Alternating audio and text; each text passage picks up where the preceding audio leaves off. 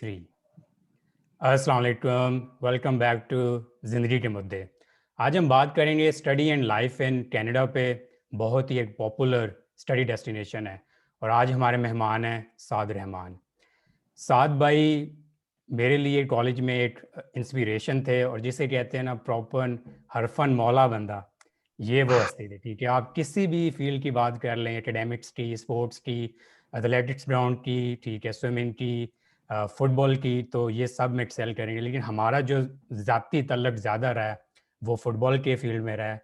ये बड़े अच्छे स्ट्राइकर थे और मैं डिफेंडर हुआ करता था। तो मुद्दे पे आते हैं। साद भाई welcome and thank you for your time. तो अपना ज़रा आप इंट्रोडक्शन करवा दें। Thank you Bilal, thank you so much मुझे इस सीरीज़ के अंदर लेने के लिए। मैं तकरीबन पिछले 9 साल से कनाडा में हूँ। यूनिवर्सिटी के लिए मैं आया था यहाँ पे अपनी ए लेवल्स कंप्लीट करके पाकिस्तान से, और फिर यूनिवर्सिटी ऑफ ब्रिटिश कोलंबिया में एक स्कॉलरशिप है जिसको कहते हैं international leader of tomorrow award, ILOT के नाम से। उस स्कॉलरशिप पे मेरा एडमिशन हुआ था मैकेनिकल इंजीनियरिंग प्रोग्राम में यूनिवर्सिटी ऑफ ब्रिटिश कोलंबिया के अंदर। तो उसके साथ फिर आई ग्रेजुएटेड 2017 में और तब से I have been working here Canada में, अभी टोरंटो एरिया के अंदर। तो दैट्स मतलब ये थोड़ी बहुत है मेरी introduction, but let's get into questions और उस तरह चलते हैं। बेहतरीन बेहतरीन। तो साद भाई सबसे पहले तो बताएं कि वाई कनाडा। ओके, सो जब हम अप्लाई कर रहे थे, प्लान था कि एजुकेशन लेनी है बाहर से, लेकिन कुछ इश्यूज होते हैं मोस्टली पाकिस्तान में। जब आप बाहर अप्लाई, हर किसी का शौक होता है बाहर अप्लाई करने का, लेकिन जब आप बाहर अप्लाई करने की कोशिश कर रहे होते हैं तो बिगेस्ट प्रॉब्लम जो पाकिस्तानी फेस इज कि हमारे पास फीस के पैसे नहीं होते। And that was one of the biggest issues जो मेरे साथ भी यही था कि फीस के इश्यूज आ रहे थे कि we couldn't afford the tuition fees, क्योंकि आप यूएस देख लो, कहीं भी बाहर देख लो, उनकी ट्यूशन फीस बहुत ज़्यादा है। विद द एक्सचेंज रेट काफ़ी ज़्यादा महंगा पड़ जाता है। तो I was looking at opportunities बाहर जो स्कॉलरशिप अपॉर्चुनिटीज़ देती हैं। उसके अंदर मैंने यूएस भी अप्लाई किया, यूके भी अप्लाई किया और कनाडा भी अप्लाई किया। उस टाइम पे यूके स्कॉलरशिप्स नहीं देती थी। यूके में भी मेरा कनाडा से बेहतर यूनिवर्सिटीज़ के अंदर एडमिशन हो गया था अल्हम्दुलिल्लाह, जिसमें imperial college London was one of the top 5 in the world. But मैंने जाके घर पे बताया कि जी मेरा एडमिशन हो गया, बट उसका कुछ किया नहीं जा सकता था, इट वाज नॉट पॉसिबल। तो कनाडा और यूएस के अंदर जिन यूनिवर्सिटीज़ में एडमिशन हो रहा था, कोई ओहायो में थी और कुछ एक और फॉरमन यूनिवर्सिटियाँ। जब रेटिंग रैंकिंग्स देखी तो समझ नहीं आ रहा था, कुछ बात नहीं समझ आ रही थी कि उस लिहाज से नस्ट या लम्स बेहतर है, क्योंकि मेरा एडमिशन नस्ट और लम्स में हो चुका था, या फिर आप, क्योंकि नस्ट और लम्स और इस तरह की यूनिवर्सिटीज पाकिस्तान में बहुत अच्छी एजुकेशन देती हैं, या फिर आप बाहर की ऐसी यूनिवर्सिटी में चले जाओ जो रैंकिंग में कम है लेकिन फिर आपको बाहर की डिग्री मिल रही है, तो वो कंफ्यूजन होती है। और फिर यूबीसी में मेरा एडमिशन हुआ, which was top 30, top 40 in the world at the time, और इन्होंने फुल स्कॉलरशिप भी दे दी, जिसके अंदर दे वर कवरिंग ट्यूशन भी कवर कर रहे थे, जिसके अंदर वो लिविंग एक्सपेंसेस भी कवर कर रहे थे, हर चीज उसके अंदर वो कवर कर रहे थे। तो मेरे लिए वो एक बस ब्लेसिंग इन डिस्गाइज थी कि it was a no brainer for me at that time कि यूनिवर्सिटी भी अच्छी थी, क्योंकि बहुत टाइम पे हम लोग ये देखते हैं कि बस बाहर जाना है, हमने बस बाहर जाना है। उस चीज में आपने जो इम्पोर्टेंट चीज देखनी है कि बाहर आपको वैल्यू फॉर मनी है, या फिर वैल्यू जिस चीज के लिए आप बाहर जा रहे हैं वो आपको अचीव हो रही है। क्योंकि लॉट ऑफ पीपल मैं पाकिस्तान में देखता हूँ, वो कहते हैं कि हम अंडर ग्रेड के लिए पाकिस्तान रुक जाते हैं, देन हम मास्टर्स अच्छा करेंगे, विच इज ऑल्सो बहुत अच्छी अप्रोच है। आपने बस ये देखना है कि बाहर किस चीज की वैल्यू लेने आप जा रहे हो। तो मेरे लिए कनाडा बिकेम दैट हब, जिसके अंदर मुझे वो बारे में था कि it was a full scholarship, it was a good university, it was a good programme. तो मेरे लिए अल्हम्दुलिल्लाह दैट इज व्हाई कनाडा बहुत इंपॉर्टेंट डिसीजन था। That's how I ended up landing here. सही सही से माशाल्लाह। तो आपके लिए एक तो यूनिवर्सिटी थी और उससे बढ़ के आपके लिए था कि फुली फंडेड स्कॉलरशिप थी। एग्जैक्टली, मेरे लिए डेफिनेटली स्कॉलरशिप बहुत इम्पोर्टेंट थी।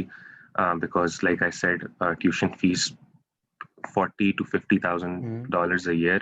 It's very hard to afford that. ये मैं इधर तो मेंशन करना चाहूँगा कि यूजुअली लोग सोचते हैं कि यार जो बंदा ओ लेवल ए लेवल कर रहा है या जो बाहर जाने का सोच रहा है उनके पास बेशुमार पैसा है, ठीक है, ऐसा केस नहीं है। आप एक प्राइम एग्जांपल हैं इस चीज़ की कि यार जो बंदा सिर्फ वही ऑप्शन ले सकता है जो स्कॉलरशिप्स पे हैं, ठीक है। 100% ये एक बहुत बड़ी मिथ है जो पहले ही जो एप्लीकेंट्स होते हैं, जो स्टूडेंट्स होते हैं, उनको डीमोटिवेट कर देती है कि यार हम तो अफोर्ड ही नहीं कर सकते हैं, हम मतलब पैसे ही नहीं है। तो I want to make sure कि एवरीबॉडी अंडरस्टैंड्स और सबको ये पता हो जो ये देख रहा है कि do not let that become a barrier. सही सही फर्स्ट आप एडमिशंस लें, उसके बाद फाइनेंसेस विल फिगर आउट। वो आपकी जब आप अप्लाई करते हैं, डिफरेंट यूनिवर्सिटी स्कॉलरशिप्स होती हैं, गवर्नमेंट स्कॉलरशिप्स होती हैं, वो अपॉर्चुनिटी आपको मिलेगी, बट यू हैव टू, आपको अप्लाई करना है, उसको मत, डू नॉट एग्जैक्टली। स्टॉप। तो साथ भाई ब्रीफली ज़रा बता दें कि जो ये जो लीडरशिप वाली जो स्कॉलरशिप थी, जैसे कि लीडरशिप द नेम सेज के एक्स्ट्रा करिकुलर आपको चाहिए होंगी और बेशुमार चीज़ें अपार्ट फ्रॉम एकेडमिक्स चाहिए होंगी, तो ये ज़रा क्विकली सा बता दें कि इसमें बिल्कुल किसने आपकी हेल्प की, किस तरह से आपने अप्लाई किया। बिल्कुल। तो द स्कॉलरशिप का जो नाम है वो है international leader of tomorrow award. उसके अंदर एकेडमिक्स, आपको याद रखना है कि अगर आपको स्कॉलरशिप किसी तरीके की भी चाहिए बाहर, तो academic is a prerequisite. आपकी academics have to be good. आपका, आप चाहे एफएससी कर रहे हैं, चाहे आप मैट्रिक कर रहे हैं, चाहे आप ए लेवल्स कर रहे हैं, चाहे आप ओ लेवल्स कर रहे हैं, वो एक प्री रिक्विजिट है ही है जिसमें आपको एकेडमिकली स्ट्रांग होना है। बट अलोंग विद दैट आपको डिफरेंट और चीजें करनी है, जिसके अंदर आपने लीडरशिप दिखानी है, आपने एक्स्ट्रा करिकुलर्स के अंदर अगर आप डिबेट्स में हैं, अगर आप एथलेटिक्स में हैं, अगर आप स्पोर्ट्स में हैं। इन माय केस जो international leader of tomorrow award है, उसमें होता ये है कि जिस स्कूल से आप एफएससी या ए लेवल्स कर रहे होते हैं, उधर से जो आपके काउंसलर होते हैं, they nominate one person from the school to for that specific scholarship. आपको उस स्कॉलरशिप के लिए नॉमिनेट किया जाता है। तो जो काउंसलर होती हैं उस स्कूल की, या स्कूल के जो काउंसलर होते हैं, वो नॉमिनेट करते हैं, फॉर एग्जांपल कि जी हमने बिलाल इलियास को नॉमिनेट किया है इस स्कॉलरशिप के लिए। फिर आपका जो यूनिवर्सिटी होती है आपको पैकेज भेजती है आईलॉट का, जो international leader of tomorrow award scholarship की एप्लीकेशन का पैकेज है। उस पैकेज पे जब आप अप्लाई करते हैं, और दुनिया में हर कोई उस इसी तरह होता है कि डिफरेंट स्कूल से नॉमिनेशंस होती हैं, हजारों नॉमिनेशंस आएंगी, वो अपने एप्लीकेशंस भरेंगे, अपनी एसेस भरेंगे। एसेस बहुत इंपॉर्टेंट पार्ट है बाहर की एप्लीकेशंस का। यू वुड नो दिस कि कनाडा, यूएस ये बहुत ज्यादा देखते हैं कि आप किस तरह अपनी एप्लीकेशन अपने आप को प्रेजेंट करें। तो वो एसेस फिर जाते हैं वापस कनाडा, वो असेस होते हैं बाय द कमेटी जो उनकी है, जो आईलॉट की और यूबीसी की जो कमेटी है, और फिर आपको वो लोग वो ऑफर देते हैं। It is a need based scholarship. अगर आप कहते हो कि जी मैं $2,000 पर ईयर अफोर्ड कर सकता हूँ, तो वो आपको 2,000 माइनस बाकी सारा अमाउंट फंड कर देंगे। अगर आप बोलो कि मैं जीरो दे सकता हूँ, तो वो आपको कुछ भी नहीं देने को कहेंगे। अगर आप बोलो कि मैं 20,000 पर ईयर दे सकता हूँ, तो वो बाकी 20,000 दे देंगे। तो it's completely up to you and your circumstances कि आप कितना अमाउंट दे सकते हो और कितना नहीं दे सकते। सही सही। और साथ भाई ये ज़रा मैं ऑडियंस के लिए क्लियर करना चाहता हूँ कि किसी भी स्कूल से कोई भी, फॉर एग्जांपल आपके जो कुछ टॉप हाई स्कूल्स हैं वहाँ पे तो काउंसलर्स होते हैं, लेकिन आपके वैसे लोकल लेवल पे काउंसलर्स नहीं होते, लेकिन प्रिंसिपल भी अगर नॉमिनेट करता है तो वो एक्सेप्टेड है। एग्जैक्टली। सो किसी भी स्कूल के जो प्रिंसिपल हैं, the head of the school, उनको ये आपको as a school, as an institution nominate करना है कि हम आपको नॉमिनेट कर रहे हैं फॉर दिस स्कॉलरशिप। सही सही सही। और इसी के अंदर एक और स्कॉलरशिप भी है, उसका इतना नॉलेज मेरे पास नहीं, बट मैं फिर भी फॉर द व्यूअर्स मैं उनको बता देता हूँ कि इंटरनेशनल स्टूडेंट ह्यूमैनिटेरियन अवार्ड था, जिसको आयशा के नाम से, ISHA के नाम से था, कि अगर if you have been through a humanitarian crisis, जो पाकिस्तान में बहुत से एरियाज के अंदर people go through it, but हम लोग बहुत सी दफा उन अपॉर्चुनिटीज को कैपिटलाइज नहीं कर सकते, हालांकि आइडिया नहीं होता पाकिस्तान में है। आइडिया नहीं होता। तो a lot of people in Pakistan, हमारे अपने इलाकों के अंदर people go through humanitarian crisis. तो वो जो स्कॉलरशिप है वो स्पेसिफिकली बनाई ही उनके लिए गई है जो कि ह्यूमैनिटेरियन क्राइसिस से गुजरे हुए हैं। आई थिंक अब उस स्कॉलरशिप का नाम उन्होंने थोड़ा चेंज कर दिया, it's not Ayesha anymore, but अभी भी द कॉन्सेप्ट इज कि जो लोग ह्यूमैनिटेरियन क्राइसिस से गुजरे हैं वो अप्लाई करें। तो पीपल पाकिस्तान में आपको पता है कितने ह्यूमैनिटेरियन क्राइसिस हैं, उसको उस चीज को आप एज आप शो कर सकते हो कि this was where I came from, मैंने ये अचीव किया और सही अब सही। मैं यहाँ पे हूँ। एंड यहाँ पे मेरे साथ जो आयशा जो आए थे अवार्ड विनर्स जो आए थे जब मैं यूनिवर्सिटी जा रहा था, तो वो कोई गाना में किसी ह्यूमैनिटेरियन क्राइसिस के अंदर था, कोई किसी और कंट्री के ह्यूमैनिटेरियन क्राइसिस से निकल के आके दे प्रेजेंटेड देमसेल्व्स एज कि आई सर्वाइव दैट और I deserve to be here. And वो उनसे बेहतर कोई लीडर नहीं था, क्योंकि अब वो एडवर्सिटी देख चुके हैं। सही सही, बेहतरीन। और जो एप्लीकेशन का प्रोसेस था यूनिवर्सिटी के लिए या स्कॉलरशिप के लिए, ये कंबाइंड है? पहले आपने यूनिवर्सिटी में अप्लाई करना है, फिर आपने फाइनेंशियल एड अप्लाई करनी है? Exactly, good question. सो उसमें ये होता है कि जो प्रोसेस है वो कंबाइंड होता है। तो पहले आपको ऑफर ऑफ एडमिशन आ जाती है। अच्छा। अगर आपको वो एक्सेप्ट करते हैं। ऑफर ऑफ एडमिशन का ये मतलब है कि अभी विदाउट फाइनेंशियल एड हम आपको एक्सेप्ट करें इन द यूनिवर्सिटी। तो फॉर एग्जाम्पल, अगर आपका यूनिवर्सिटी आईलॉट की एप्लीकेशन आपकी एक्सेप्ट नहीं होती, या if you have not been accepted in this scholarship, you still have an opportunity to say कि आई गॉट एडमिटेड, और फिर आप लोन लो या जो मर्जी एक डिफरेंट राउट के थ्रू अपने फाइनेंसेस पूरे करने चाहो। जो पाकिस्तान में बहुत दफा मैं सुनता हूँ कि जी प्लॉट बेच दिया, एक मतलब इस तरह की चीजें होती हैं पाकिस्तान के अंदर, तो वो एक डिफरेंट राउट है। बट यस, पहले आपका एप्लीकेशन यूनिवर्सिटी के अंदर एडमिशन होता है, और यूनिवर्सिटी के बाद आपकी एप्लीकेशन गई होती है स्कॉलरशिप के साथ ही। तो if you get accepted in that scholarship, तो वो उसको क्लब करके आपको ऑफर दे देते हैं कि हम आपको इतना फाइनेंशियल एड दे रहे हैं। सही अगर सही, वो नहीं होती तो आपकी एडमिशन स्टैंड्स। बेहतरीन। अच्छा जी साद भाई, ये तो हो गया स्कॉलरशिप का राउट। इसके अलावा लेट्स से कि आपको स्कॉलरशिप नहीं मिलती, तो ज़रा ट्यूशन फ़ी का आपकी यूनिवर्सिटी में रफ सा आइडिया दे दें ताकि लोगों को आइडिया हो कि यार यूबीसी में ट्यूशन फ़ी कैसी है। ठीक है, तो अब ये एक बहुत अच्छा सवाल है, क्योंकि जो ट्यूशन फीस हैं कनाडा के अंदर, जो इंटरनेशनल स्टूडेंट्स की हैं, वो अभी भी यूएस से बहुत ज़्यादा कम है। अगर आप यूएस की ट्यूशन फीस देखोगे तो आपको anywhere between 50 to 65,000 USD, the better universities, आपको 50 to 65,000 यूएसडी पड़ेगी उनकी फीस। कनाडा के अंदर the fees has been increasing. मैं डिनाई नहीं करूंगा कि ये इंक्रीज कर रहे हैं, और इनको पता है कि ये देर प्रोवाइड, क्योंकि कुछ यूनिवर्सिटीज जो है जिस तरह यूबीसी होगी, university of Toronto, Waterloo, McGill, ये रैंकिंग्स में बहुत अच्छी हैं। तो और इन्हें पता है कि जो ये रेट दे रहे हैं या जो इनका ट्यूशन रेट है वो अभी भी बहुत कम है। तो राइट नाउ जो मैंने लास्ट देखा है, I think UBC is around 40 to 45,000 Canadian a year.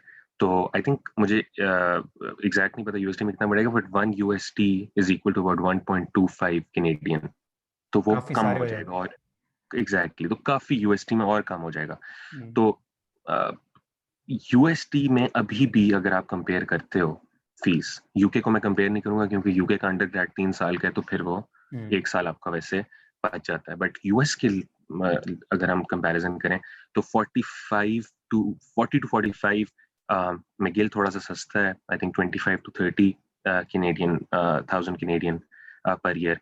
और जो परमानेंट रेजिडेंट्स हैं यहाँ के, वो देते हैं कोई 7-8 हजार, 8 हजार, 6 हजार, 9 हजार। तो वो फिर एक और एडवांटेज है जो कि पाकिस्तान से बहुत ग्रेजुएट स्टूडेंट्स जो हैं वो फायदा करते हैं। और दैट्स ये पॉइंट मैं बताना चाहता हूँ। We can get into it right now, या अगर आप बाद में इसको डिस्कस करना चाहो नहीं आप तो हम मेंशन बाद में कर कर दें, सकते बेशक मेंशन कर हैं। दें। ओके, तो जो पाकिस्तान में बहुत से लोग करते हैं, एग्जांपल देता हूँ, वो क्या कहते हैं, वो कहते हैं कि जी we will go abroad higher education के लिए, मास्टर्स के लिए चले जाएंगे बाहर।